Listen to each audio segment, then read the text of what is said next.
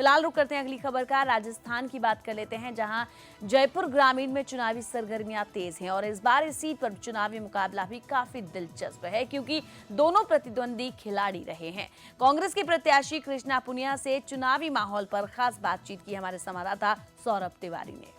राजस्थान में सबसे दिलचस्प मुकाबला जयपुर ग्रामीण सीट पर है, क्योंकि दो खिलाड़ी यहां पर चुनाव लड़ रहे हैं। हमारे साथ बात करने के मौजूद हैं कांग्रेस की जो प्रत्याशी हैं, विधायक हैं कृष्णा पुनिया जी। पुनिया जी, स्वागत है पहले आपका। थैंक यू सो मच, आपका भी स्वागत है। पुनिया जी, आप खेल के मैदान में रही हैं, राजनीति के मैदान में आई हैं। दोनों अगर मैदानों को देखा जाए तो सबसे बढ़िया मैदान कौन सा दिखाई देता है आपको? देखिए, तुलना नहीं की जा सकती दोनों की। वो खेल का जो मैदान था वो अपने आप में एक अलग सा रोल रखता है, और दूसरा जो राजनीति का क्षेत्र है इसका अपना एक अलग रोल है। इसमें हम कहेंगे कि समाज में रहकर समाज के बात करनी है, समाज के उत्थान की बात करनी है। खेल में रहते हुए देश के लिए पदक जीतना है, तो दोनों ही जुड़े हुए देश से ही हैं, रोल अलग अलग हैं और दोनों ही महत्वपूर्ण हैं। आपकी चुनाव की तैयारी कैसे चल रही है? काफ़ी अच्छी चल रही है और आपने कवर भी किया, आज देखा भी होगा। लोगों में उत्साह है और पूरी टीम बड़े जोश खरोश के साथ लगी हुई है। राज्यवर्धन सिंह राठौर से मुकाबला आपका है, इसको कैसे देखती हैं आप? क्या हुआ फिर, कोई ना कोई कैंडिडेट तो सामने होगा ना। और पर ये संयोग है कि हम दोनों खिलाड़ी आमने सामने हैं और दिलचस्प है मुकाबला, और ख़ास करके आप मीडिया वालों ने तो और भी दिलचस्प उसे बनाया है। तो मैं ये ज़रूर कहना चाहूँगी कि एक महिला पत्रकार ने मुझे एक ज़रूर बात कही थी कि राज्यवर्धन सिंह जी मंत्री रहे हैं और वो पुरुष भी हैं, तो आपको कैसा लगता है? तो मैं यही कहना चाहूँगी, मैं महिला ज़रूर हूँ लेकिन कमज़ोर नहीं हूँ। पूरे क्षेत्र का आशीर्वाद मेरे साथ है, तो निश्चित तौर पर हम अपनी विचारधाराओं की लड़ाई लड़ रहे हैं और कांग्रेस पार्टी विजयी रहेगी। अच्छा, कई जो खिलाड़ी हैं, कई दर्शक हैं, वो आपसे जानना चाह रहे हैं, अगर आप मैदान में नहीं होती, आप भी खिलाड़ी हैं, तब आप वोट किसको देती? विचारधारा किससे है? तभी तो मैं पार्टी से जुड़ी हूँ। मैं कांग्रेस को ही वोट देती। मेरे विचार ये कहते थे, तभी तो मैं जुड़ी हूँ। या सिर्फ चुनाव लड़ने के लिए कांग्रेस से थोड़ी ना जुड़ी हूँ। जब मेरे सोच ये कहती है कि कांग्रेस पार्टी देश का विकास करती है, तो मैं इस पार्टी के साथ हूँ, और मैं इसमें नहीं होती तो मेरा वोट कांग्रेस को जाता। तो खिलाड़ी आमतौर पर कहते हैं खिलाड़ी को वोट देता है, तो आप राज्यवर्धन सिंह को वोट नहीं देती आप? अगर खेल से संबंधित कोई भी रहता तो राज्यवर्धन सिंह जी को सपोर्ट करती, लेकिन ये देश के लिए राज चलाने के चुनाव है। देश में जो बैठेगा, प्रधानमंत्री बनेगा, वो देश के लिए योजनाएं लेके आएगा। तो इसलिए मेरी विचारधारा कहती थी कि मुझे कांग्रेस को वोट देना है। तो खिलाड़ी के तौर पे मैं हमेशा उनका सम्मान करती हूँ और करती रहूँगी।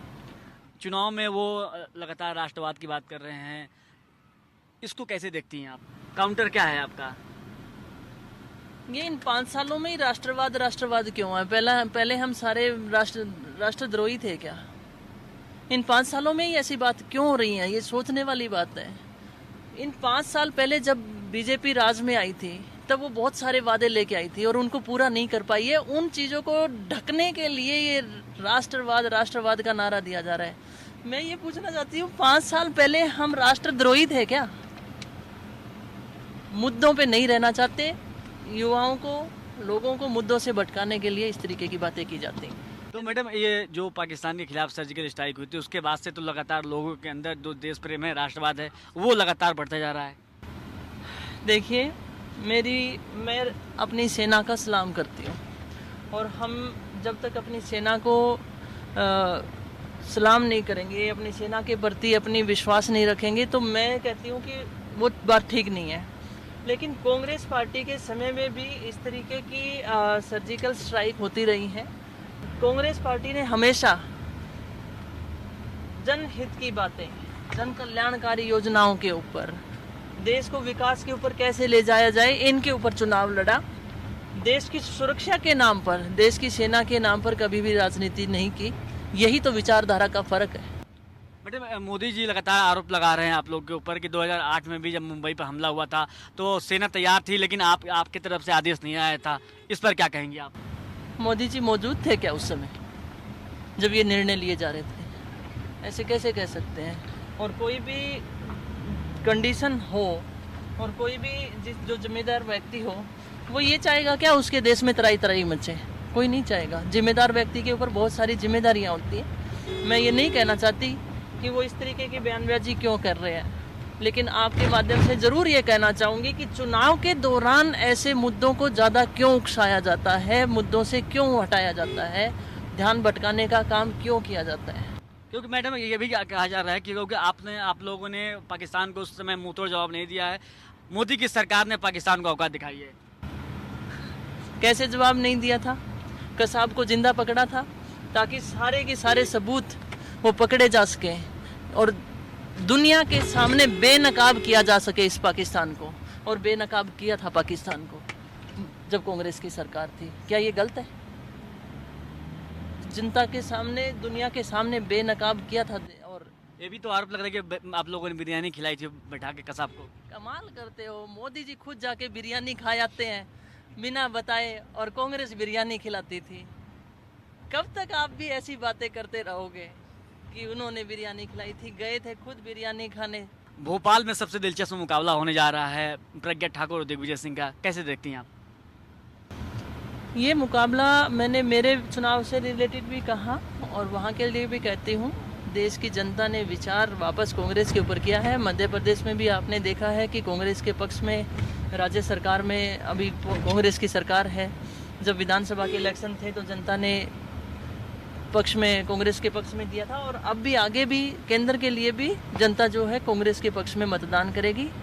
दिलचस्प मुकाबला है, ये सही बात है, लेकिन जनता ने मन बना लिया है, ठान लिया है कि वापस कांग्रेस को लेकर आना है। फाइनल सवाल में मैम क्या कहेंगी, केंद्र में किसकी सरकार बनने वाली है, क्या लगता है आपको?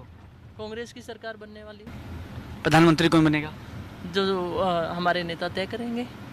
हम तो राहुल गांधी जी को मानते हैं। लेकिन अब तक जो विपक्ष है, अब तक की राहुल गांधी को अपना नेता मानने को तैयार नहीं है। विपक्ष की बात नहीं कर रही हूँ मैं, हमारी पार्टी की बात कर रही हूँ। विपक्ष तो को भी मोदी जी क्यों मानेंगे? नहीं, आपकी जो विपक्षी पार्टियां हैं, चाहे सपा, बसपा और चाहे अन्य विरोधी पार्टियां हो, ममता बनर्जी हो, वो लोग राहुल गांधी को नेता मानने को तैयार नहीं अब तक।